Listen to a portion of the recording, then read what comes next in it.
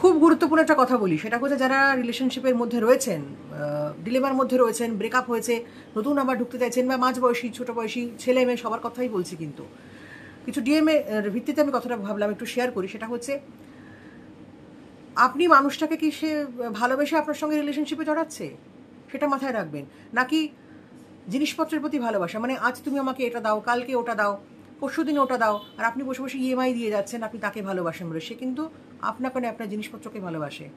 এটা মাথায় রাখবেন। যদি সেরকম গল্প হয়ে থাকে তাহলে একটু সতর্ক হন।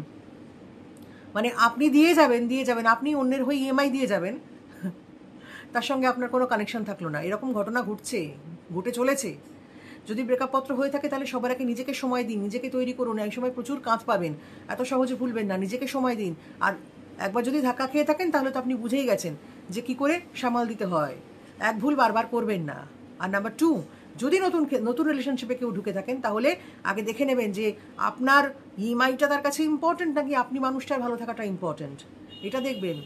কারণ দিনকাল ভালো না। আমি ছেলে মেয়ে উভয়ের ক্ষেত্রেই বলছি, কতগুলো বিষয় দেখলাম বলেই বললাম। যদি তার উদ্দেশ্য থাকে যে শুধুমাত্র আপনি বসে বসে তার ইএমআইগুলো দিয়ে দেবেন, তাহলে সতর্ক হন।